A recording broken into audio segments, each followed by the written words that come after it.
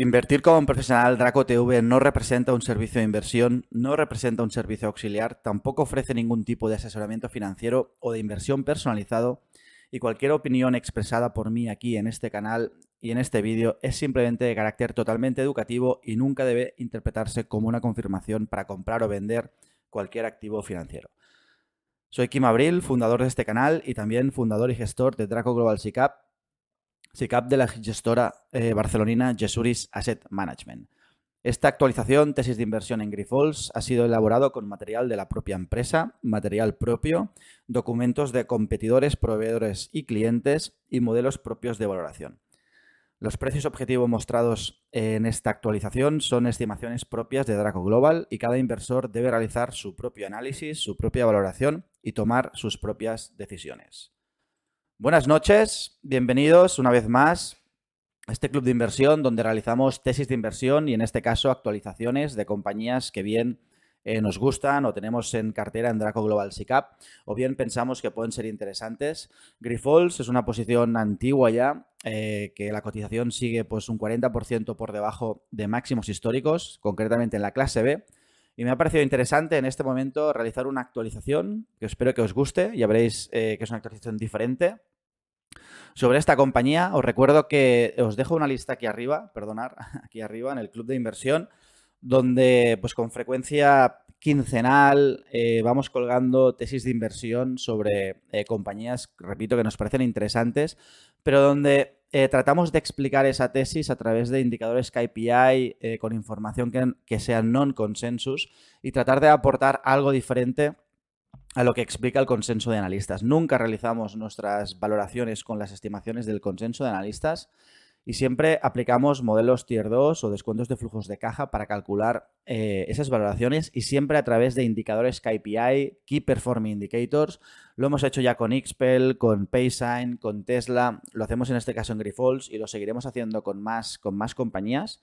¿Vale? Como decía, os dejaremos aquí, perdonad, aquí una lista arriba con las diferentes ideas de inversión y también comentaros que el que quiera aprender más, pues aparte de todo el contenido que tenemos en el canal de YouTube, pues se puede apuntar a nuestro curso avanzado de evaluación de acciones donde explicamos en detalle qué es esto de los KPIs y enseñamos cómo valorar cada negocio, cada industria, cada sector, que evidentemente se valora totalmente diferente. En mi opinión, es un error utilizar el consenso de analistas porque esto no te explica cómo se crea, de dónde sale la cifra de ventas o la cifra de beneficio operativo. Si tú eres capaz de calcular tu propia cifra, saber identificar de dónde provienen esos números, tu conocimiento sobre la empresa y el modelo de negocio será muy superior. ¿Vale? Por tanto, sin más, vamos a pasar a esta tesis de inversión. Repito, es una actualización, ¿vale? Sobre Grifols. Lo hemos hecho desde el punto de vista del entorno de Grifols, por tanto, espero que os guste. Normalmente las tesis de inversión se explican desde la propia información que reporta la compañía, pero como veréis, en esta tesis hemos hecho algo diferente que yo creo que va a aportar mucho valor. Y esa tesis parte del know-how que tenemos en el sector, ¿vale? Tanto por clientes de compañías, o sea, clientes de Grifols como puede ser Repromed Systems y también proveedores como puede ser Paysan, ¿vale? Por tanto, sin más, pasamos a esta actualización, ¿vale? Recordar que la capitalización bursátil actual de Grifols es 12 billones y la cotización de la clase B está en 12,5 euros acción. Esto representa una caída del 50% desde máximos, ¿vale? Por tanto, pensamos que sigue habiendo una gran oportunidad. Es verdad que llevamos tiempo diciendo que hay una oportunidad en Grifols, pero pues bueno, a consecuencia del COVID, pues esa ejecución y esa recuperación va a esperar, pero pensamos que ahora es un buen momento. En esta primera página tenéis un update de los resultados del primer trimestre de Grifols. Acordaos que en España, en CNMV, no hace falta presentar los resultados trimestrales, ¿vale? Por tanto, las compañías pues, hacen un poco al estilo francés un update de resultados muy centrado en ventas. En este caso, Grifols nos ha hecho un update de resultados pues hablándonos de ventas, beneficio operativo, posición de deuda, etcétera. Pero lo importante en estos resultados es que ya apreciamos cierta recuperación, en este caso en el año, en las donaciones de plasma, ¿vale? Esto, como veréis, es lo más importante porque el negocio de biociencia pues es casi el 80% de las ventas, ¿no? Por tanto, ya en el cuarto trimestre vimos una mejora y esa mejora pues se consolida en el primer trimestre del año 22 con un crecimiento en el acumulado del año del 16%. y 9% secuencial. Esto representa respecto al cuarto trimestre del año. Como la recolección de plasma no es estacional, también podemos comparar ese dato de forma intertrimestral, a la vez que lo hacemos interanual, ¿no? Por tanto, apreciamos ya una cierta mejora. Evidentemente, esto aún no lo vamos a ver en resultados porque por el proceso de fabricación, ¿vale? Los días de fabricación de Grifols, pues todo el proceso de recolectar plasma, fraccionarlo, extraer las proteínas plasmáticas y fabricar, procesar los medicamentos, pues ese proceso tiene una duración de en torno a 11-12 meses, por tanto, deberemos esperar para ver esa mejora clara en resultados, ¿no? Pero a priori ya podemos ver cómo las donaciones de plasma, la recolección de plasma ha aumentado más 16 interanual, más 9 intertrimestral. Las ventas han crecido dígito simple medio, ¿vale? Sobre todo por, recibimos ya esas mejoras del suministro. La demanda sigue fuerte, ¿vale? Los precios en la mayoría de proteínas plasmáticas siguen incrementando. Veremos que no tenemos el detalle de los precios unitarios de las proteínas plasmáticas, y eso es algo que no nos gusta porque siempre nos gusta valorar en base a Unit Economics, pero después explicaré cómo hemos hecho la valoración aquí, ¿no? Y también mejora el mix de productos. Esto es importante y esto viene de nuestro conocimiento en KRMD, Repromed Systems, y es que Grifols se ha dado cuenta que el precio unitario en la inmunoglobulina subcutánea es muy superior a la intravenosa. El problema es que CSL domina el mercado americano a través de su medicamento Hizentra con una cuota de mercado superior al 80%.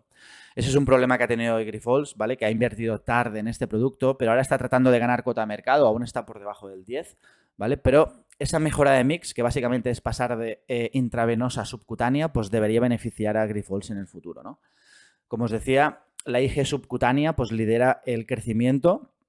Xembify es el producto de subcutánea de Grifols, ¿vale? Pero como he dicho, pues compara muy mal contra el producto de Hizentra de CSL, ¿vale? Pero poco a poco pues irá subiendo la cuota de mercado.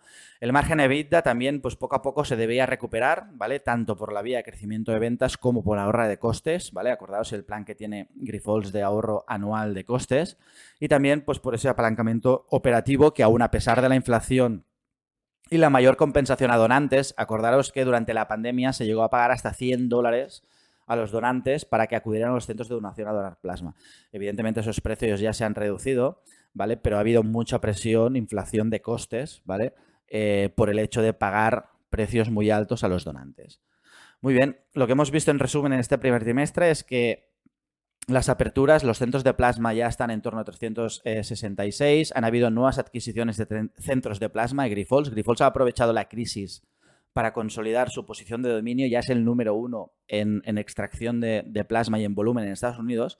Y ha aprovechado la crisis para crecer de forma orgánica, pero también de forma inorgánica, pues con adquisición de compañías como puede ser Biotest, ¿no? Por eso su posición de deuda ha incrementado. Grifols está aumentando los volúmenes por centro de donación, por tanto va a mejorar y está mejorando la eficiencia, y esa eficiencia tiene una base en la mejora tecnológica, digital y operacional.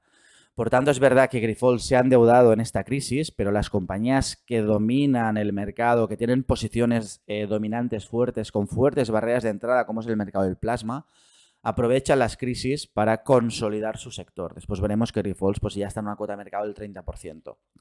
Ok, la primera forma de contrastar la información de Grifols es hacer un cross-reading de los resultados de Paysan. Paysan es una compañía que conocemos bien, que tenemos una pequeña posición en cartera, pero que vamos a ir incrementando. También una compañía muy penalizada, que básicamente el negocio de Paysan es cuando un donante va a un centro de donación de Grifols o de CSL, a ese donante hay que pagarle, ¿no? Por el hecho de donar plasma. Acordaros que un donante puede donar plasma 2 veces a la semana y puede extraer unos $400 mensuales, por tanto es un buen extra de sueldo, ¿no? Por tanto, los donantes, una vez salen del centro de plasma, a través de una tarjeta prepago, en este caso de Paysign, solo hay 2 operadores en este segmento, pues pueden retirar esos $50 o durante la pandemia $100. El mercado de Paysign es un duopolio porque solo hay 2 compañías. Su competidor era Wirecard, el cual hizo suspensión de pagos. Lo explicamos en el vídeo, ¿vale? Que os voy a dejar por aquí arriba también el vídeo de Paysign.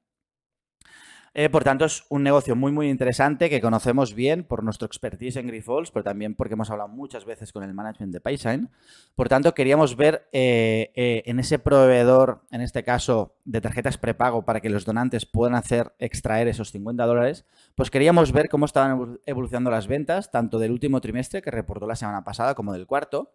Y lo que vemos es que las ventas, después de periodos de caídas muy fuertes, se empiezan a recuperar. Las ventas crecen un 31% y evidentemente ese crecimiento viene por el negocio del plasma, que es la única parte de los 3 negocios que estamos valorando en este segmento. Concretamente el plasma, fijaros, se incrementa un 37%. Básicamente, ¿por qué? Pues porque se han incrementado las donaciones, es decir, ese más 16 que veíamos en el caso de Grifols, pues evidentemente queda reflejado y se reafirma con este más 37 de crecimiento en los ingresos de plasma por mayores donaciones, ¿vale? Y también por mayores cargos en las tarjetas de prepago de Paysign, ¿vale? La forma de medir las ventas de esta compañía es a través de las donaciones por centro y a través del volumen cargado en tarjetas. También el ingreso medio, el ARPU por centro de plasma, medido de forma mensual, pues ha crecido, ¿vale? Y es relevante. Desde los $5.260 a los $6.662, muy por debajo aún si lo miramos en términos anuales a los $80.000 que alcanzó Paysign en 2019. ¿Vale? Paysign también ha seguido creciendo en nuevos acuerdos de plasma, está ya en 375 centros, muy parecido a los centros de plasma que tiene Grifols. Por tanto, ya apreciamos cierta recuperación en los volúmenes de plasma en los resultados de Paysign y esto es un indicador claramente adelantado para Grifols. ¿Vale? Como veíamos, tanto de forma intertrimestral como de forma interanual, ¿vale? Ese volumen en las tarjetas prepago, ¿vale? Refleja ya recuperación, ¿vale? Y es verdad que de forma anualizada los ingresos de Paysign aún están por debajo del 2019, pero acordaros que se ha prohibido que los mexicanos puedan entrar a Estados Unidos para donar plasma. Por tanto, eso representa un 12% de la oferta total. Por tanto, las compañías de plasma deben tratar de suplir ese efecto cross-border del Southern Border, ¿vale? Pensamos que en los próximos años pues, serán capaces de capturar ese negocio, ¿no? Esa parte del negocio, pero la razón por la cual los volúmenes de Paysign no han recuperado, repito, 2019 es porque se ha eliminado ese 12% que es pues, esos mexicanos que entraban en Estados Unidos para donar sangre. Aquí tenemos la pregunta de un analista en la presentación de resultados del primer trimestre de Paysign. Me ha parecido interesante contarla y le habla un poco de esto que os comentaba, ¿no?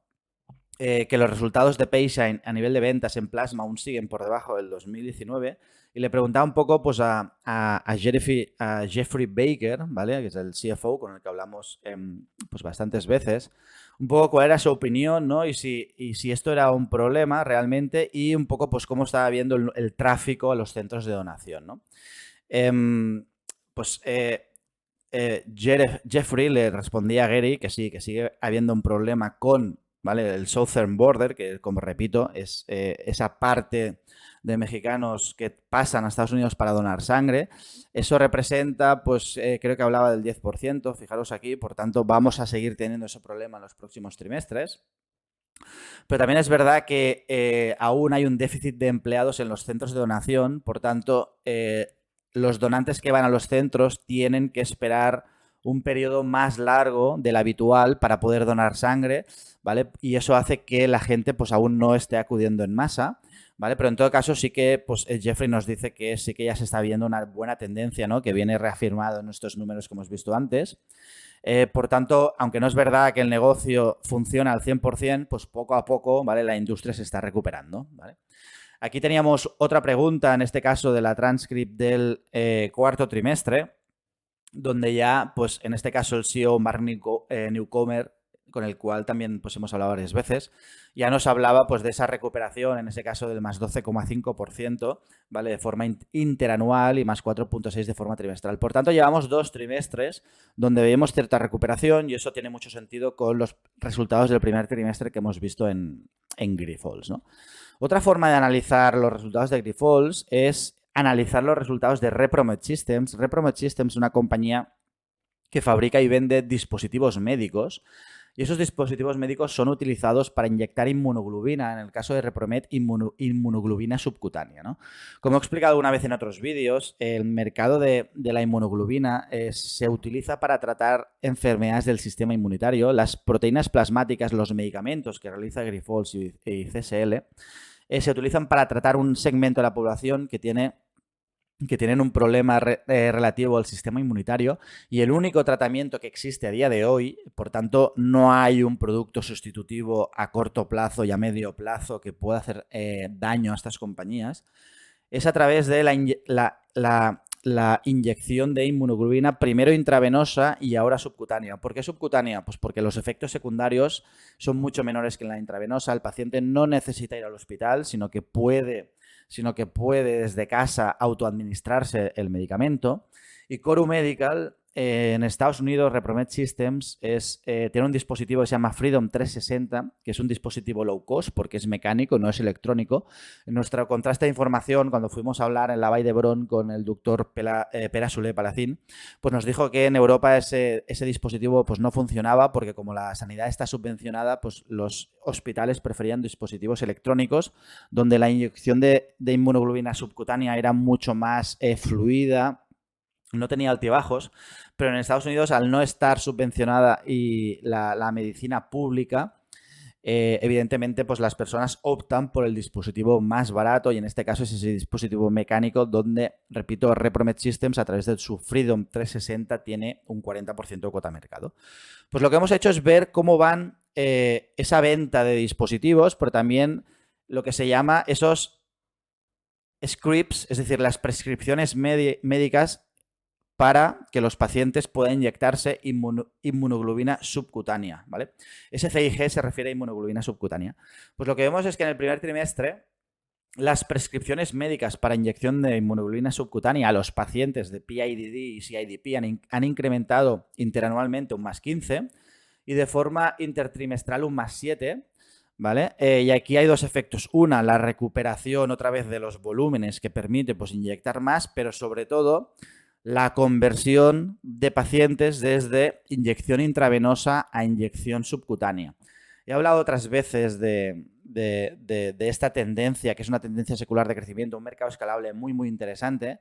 Hemos sido accionistas de esta compañía en el pasado y probablemente cuando vea una mayor visibilidad en la venta de estos dispositivos, pues podremos volver a ser accionistas porque la verdad es una compañía muy interesante, ¿no? Pero en todo caso ya vemos cierta recuperación de las prescripciones médicas y sobre todo que esa conversión, ¿vale?, de subcutánea a intravenosa, siempre que hablamos con Linda Zarbi, que es la CEO de Repromet Systems, pues nos lleva a ese dato, ¿no? Es decir, el crecimiento futuro de Repromet vendrá por esa conversión desde intravenosa a subcutánea, ¿no? Es verdad que Hizentra, ya lo hemos dicho antes, domina el mercado de subcutánea, ¿vale? Con una cuota entre el 80 y el 90%, pero Xembify a través de Grifols está entrando. Eso va a incrementar los precios unitarios y, por tanto, los márgenes de Grifols a medida que Grifols con Xembify vaya ganando cuota de mercado. Aunque es verdad que hay otros productos como Cuvitru de Takeda y Cuticat de Octopharma, ¿no? Por tanto, estamos hablando de un oligopolio, 3-4 compañías. Hay cierta competencia, pero hay mercado para todas porque el mercado es grande, ¿vale? Fijaros que Hizentra ha crecido un más 9, ¿vale? Intertrimestral, aunque pues tanto Grifols, Takeda como Octopharma pues siguen sin crecer, pero eso va a cambiar, ¿vale?, una vez con la recuperación de los volúmenes. También hemos ido a ver los resultados de CSL, que es un competidor directo, ¿vale? CSL Barings en su división de plasma. En este caso son los últimos resultados de febrero, quiero recordar, el 1H22. Y lo que hemos leído es el transcript para ver un poco si la situación del mercado de plasma para CSL es parecido al de Grifols, y evidentemente es parecida, ¿no? Es decir, aquí CSL pues durante la conferencia nos hablaban de pues que su portfolio de productos de inmunoglobina pues habían sido impactados evidentemente por la baja recolección de plasma durante la pandemia, ¿vale? Y también nos explicaba algo que Grifols y también yo he explicado muchas veces, y es que por la naturaleza del modelo de negocio y el ciclo largo de fabricación de los productos de Grifols y CSL, pues ese beneficio, esa recuperación lo vamos a ver en los próximos trimestres y no ahora, ¿vale? Aquí también, bueno, es interesante mencionar pues un poco lo que nos explicaba el management, pero va en esa línea. Fijaros que el proceso de fabricación y recolección y extracción de proteínas plasmáticas va entre 9 y 12 meses, ¿no? Por tanto, vamos a ver esa recuperación. Yo creo que la vamos a ver durante este año. Lo que no está claro si será durante pues, el tercer trimestre o el cuarto, ¿no? Vamos a ver cómo evoluciona. Aquí tenéis un gráfico interesante de CSL, también lo podéis encontrar en Grifols, donde se ve claramente cómo a partir de junio, julio, pues poco a poco se empiezan a recuperar, ¿vale?, el volumen del plasma a través de donaciones por semana, ¿vale? Estos son gráficos de donaciones por semana y podemos pues, visualizar todos los problemas que han habido en este negocio, ¿no? Pero hay una mejora clara a partir de verano, ¿vale?, del año pasado, donde los volúmenes empiezan a recuperar, ¿vale? Fijaros, volúmenes de plasma creciendo al más 18.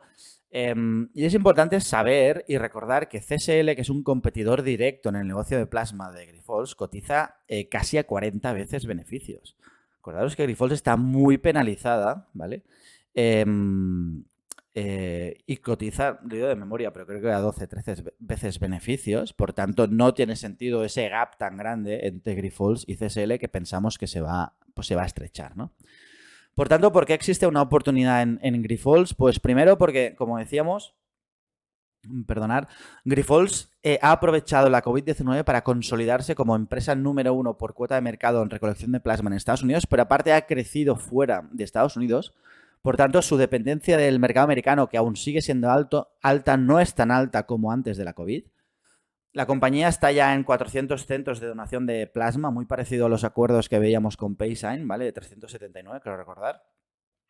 Y eso ha sido crecimiento orgánico, pero sobre todo también crecimiento inorgánico vía adquisiciones. La más importante, la Biotest. Hace poco, 1 o 2 semanas, el regulador le dio el ok, ¿vale?, la oferta de OPA por conseguir más del 90% ya de las acciones. Por tanto, Grifols, sí es verdad, se ha endeudado, pero ha sido capaz de consolidar su sector, siendo el número 1, un sector con unas barreras de entrada muy, muy grandes, en un oligopolio. Por tanto, eso es una fuerte ventaja competitiva. Grifols está mejorando la cuota de mercado en subcutánea, ¿vale?, a través de Xembify. Esto le va a llevar tiempo, ¿vale? Porque el claro ganador ahora mismo es Hizentra, pero es un mercado que tiene espacio para más compañías. Grifols nos comentaba también en la última presentación, en el Trading Update, que espera tener un ratio deuda neta EBITDA de 4 veces en 2023 y 3,5 en 2024, ¿vale? Por tanto, poco a poco irá desapalancando su balance.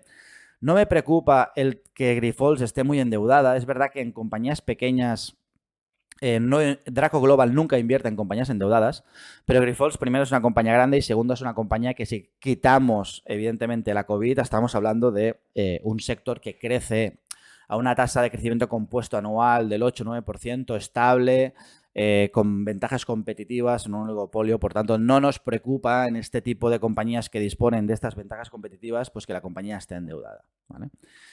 También, evidentemente, en un entorno de inflación alta como la que estamos y la incipiente desaceleración económica que estamos viendo, que ya veremos si termina en una recesión o no, en ese entorno tiene mucho sentido que el donante, buscando un extra de dinero, de rentabilidad, pues vuelva a los centros de donación a donar plasma, porque, como he comentado, pues un donante puede ganar en torno a $400 al mes, ¿no?, donando sangre en esos centros de donación, ¿no? Por tanto, pensamos que al entorno al que estamos yendo, ¿vale?, es decir, un entorno en el cual la inflación se va a mantener alta, pero sobre todo en un entorno de desaceleración económica y, repito, si finalmente en el año 23 hubiera una recesión económica en Estados Unidos, evidentemente los donantes volverían a acudir en masa porque, a diferencia de lo que hemos visto en la COVID, el gobierno americano y la Reserva Federal no están realizando ya planes de política monetaria expansiva, sino todo lo contrario, están retirando todos los estímulos, ¿vale?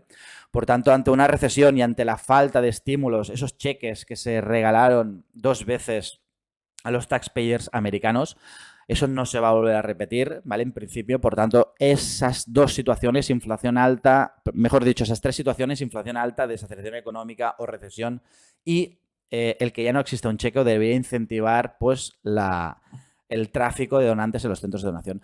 Muy bien, como siempre, vamos a entrar en la valoración. Recordar, esa valoración siempre la hacemos en base a un modelo Tier 2 o un descuento de flujos de caja.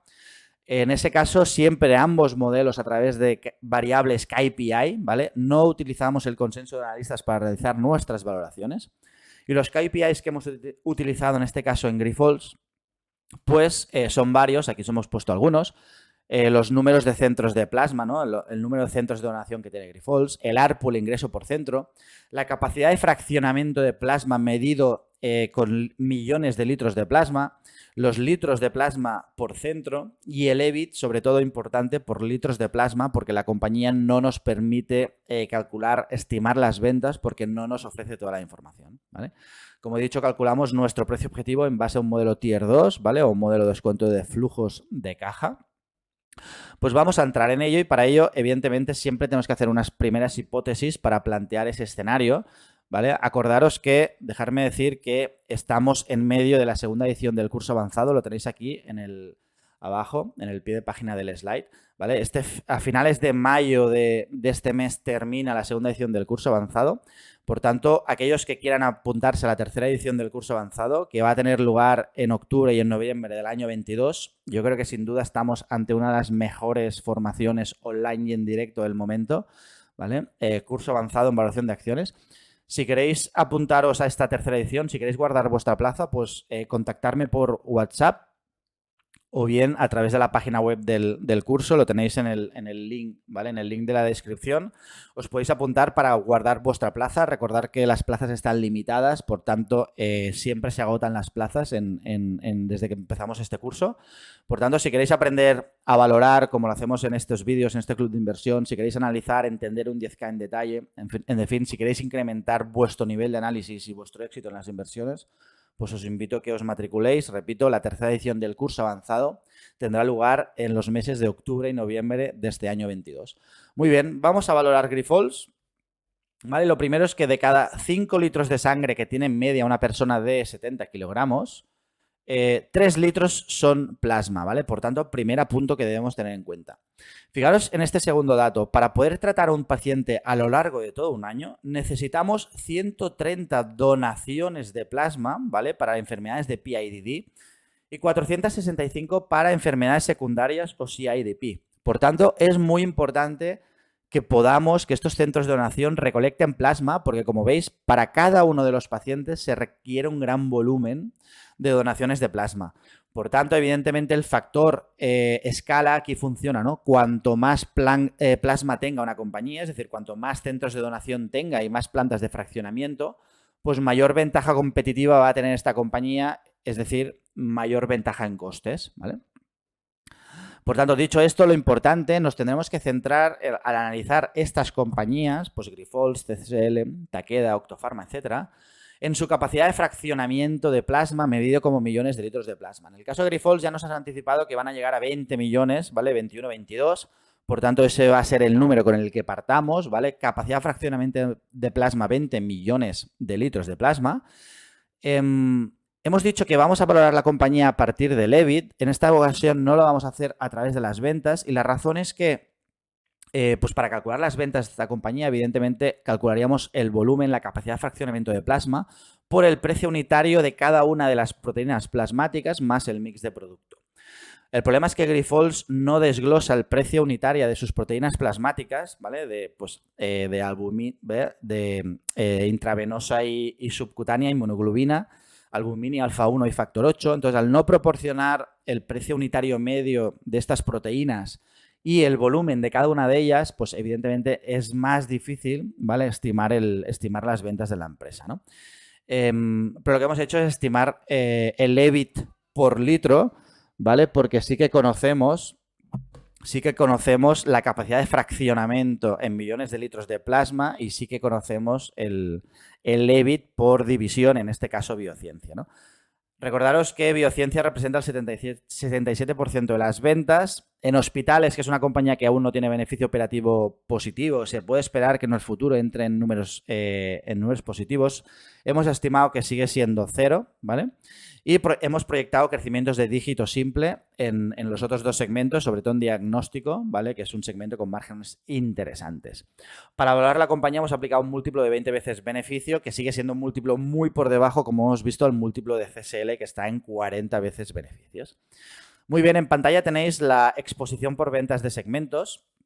Ya hemos dicho que Biociencia representa pues casi un 80% de las ventas, por tanto todo nuestro foco de análisis ha ido al negocio de Biociencia. Pero es interesante ver cómo pues, el negocio de diagnóstico, ¿vale? Que tiene unas ventas interesantes de casi 800 millones, y el negocio de biosupplies. Aquí tenéis una segmentación en vez de por ventas por EBIT. Vemos cómo el negocio de biociencia, que es el relevante, recordar, 80% de las ventas, antes de la pandemia tenía un margen EBIT del 27%, que evidentemente se vino abajo el 22,5 y 17,3 en el 21, pero ese margen, como veremos, se va a recuperar, ¿no? El negocio de hospital, como está en pérdidas operativas, pues tiene margen negativo, y el negocio, fijaros, de diagnóstico, ¿vale? Que estamos hablando de un margen superior al 30% niveles prepandemia, pues también se va a recuperar, ¿no? Por tanto, es importante, evidentemente, centrarse en el negocio de biociencia, pero también modelizar crecimientos de dígito simple, ¿vale? Para lo que es diagnostic y lo que es biosupplies. Muy bien, entonces, ¿cómo hemos estimado el beneficio operativo, el EBIT, del negocio de biociencia? Fijaros, hemos extraído bastante información de Grifols. Lo primero es que por nuestro estudio en Paysign nosotros conocemos cuántos centros de donación existen en Estados Unidos. Aquí tenéis la evolución desde el año 16, ¿vale? Y cómo ha crecido pues, esa tasa de anualizada en torno al 8-9%. Por tanto, si sabemos cuántos centros de donación existen en Estados Unidos y sabemos cuántos centros tiene Grifols, porque la compañía lo publica en su informe anual, a cierre del 2021, 366, podemos saber que su cuota de mercado ha crecido gracias a su crecimiento orgánico e inorgánico hasta el 30%, añadiendo pues en media unos 40-45 centros al año. Por tanto, aquí ya tenemos la cuota de mercado Grifols, que a partir de ahora sí que va a crecer de forma más ligera, porque esto es un oligopolio, hemos dicho, y se reparte en el mercado americano en 4 compañías. Y también sabemos la capacidad de fraccionamiento por millones de litros de Grifols, que evidentemente gracias a ese crecimiento orgánico e inorgánico, pues ha ido creciendo desde los 8 millones en el año 16 hasta los 20 millones en el año 21, ¿vale? Que era el objetivo de la compañía, ¿no? Por tanto, fijaros el crecimiento interesante que ha tenido a nivel de capacidad, ¿vale? Fraccionamiento. Esto, ya repetimos, hemos dicho que la ventaja competitiva radica en la escala y la ventaja en costes, ¿vale? Lo que estimamos a futuro es que la capacidad de fraccionamiento, evidentemente, ya va a crecer menos, a menos que Grifols nos pueda sorprender con más operaciones de M&A, pero no lo hemos asumido en nuestros números. Y hemos asumido un crecimiento dígito simple bajo en cuanto a cómo va a crecer la capacidad de fraccionamiento. Siempre que hacemos valoración de acciones de precios nos vamos a 3 años por delante, por tanto vamos a modelizar hasta el 26, pero nos fijaremos en el 24. Por tanto, hemos estimado una capacidad de fraccionamiento a 2024 de 21,85 millones de litros, ¿vale? Y como sabemos, el EBIT por año del negocio de biociencia, fijaros, antes de la pandemia el EBIT, ¿vale? Por litro de plasma en millones estaba en torno a $80. Este dato, este KPI, cayó a 62 y a 33 en el año 2021, por tanto, estimamos que esto va a volver a recuperarse y que pues en el año 24 debería estar ya Grifols cerca de esos $80 por litro, ¿vale? Modelizamos 46 y 58, ¿vale? Llegando a 72 en el año 2024. Por tanto, nuestra estimación futura del EBIT, del beneficio operativo de Grifols, sale de calcular diferentes KPIs, pero principalmente la capacidad de fraccionamiento en millones de litros, ¿vale? De plasma, que es un dato que nos da Grifols, y el EBIT por litro de plasma, que es un dato indirecto que sale de la capacidad de fraccionamiento y del EBIT de la división, ¿vale? Por tanto, con todo esto estimamos que Grifols debería conseguir un EBIT en el negocio de biociencia de unos 1.575 millones de euros, ¿vale? Que sería recuperar, fijaros, niveles 19, pero estar bastante por encima, ¿no? Por tanto, pensamos que tiene bastante sentido este número. Una vez hemos estimado el EBIT del negocio de biociencia, debemos estimar el EBIT de los otros segmentos. En el caso de hospital hemos estimado 0, ¿vale? Porque es un negocio que aún sigue en pérdidas y aunque es verdad que se espera que vaya a entrar en beneficios, pues hemos sido conservadores y hemos estimado 0. Y para el negocio de Diagnostic y Biosupplies hemos estimado también de forma muy conservadora crecimientos dígito simple bajo del 3% en Diagnostic y del 5% para Biosupplies. ¿Vale? Con estas estimaciones pues llegamos a 1.800 millones casi de euros a nivel de EBIT para 2024. ¿Vale? Esa es la estimación con la cual pues, vamos a modelizar la compañía. Si trasladamos esto a una cuenta de resultados agregada, pues, y tenemos en cuenta que Grifols evidentemente está endeudada, Grifols tiene una deuda neta financiera de unos 6.500 millones de euros aproximadamente.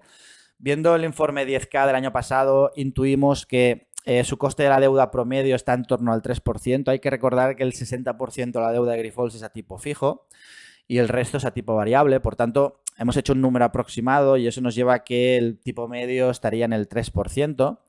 En este caso, para hacerlo fácil, no hemos estimado que la compañía, pues con generación de flujo de caja orgánico, va a reducir el nivel de deuda, no hace falta, como veréis. Entonces hemos asumido pues esos intereses que va a pagar, ¿vale? En torno a 200 millones, que es carga financiera.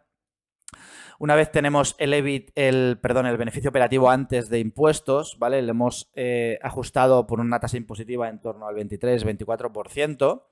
Y llegamos pues a un beneficio neto para el año 2024, ¿vale? De unos 1.114 millones de euros. Y ahora sí comparamos estos datos que hemos calculado a través de nuestra estimación propia de KPIs, los comparamos a el número del consenso. Fijaros, a nivel de beneficio operativo el consenso está en 1.560 millones de euros. Nosotros estamos ligeramente más altos porque ya estamos viendo esa recuperación por ese análisis cross-seccional con Paysign, CSL y Repromed, ¿vale? Y también a nivel de beneficio neto estamos algo más altos, ¿vale? Unos pues 150 millones más altos, ¿vale? Y a nivel de EPS también estamos más altos. Entonces, fijaros cómo llegamos a valorar la empresa sin la necesidad de utilizar los datos del consenso.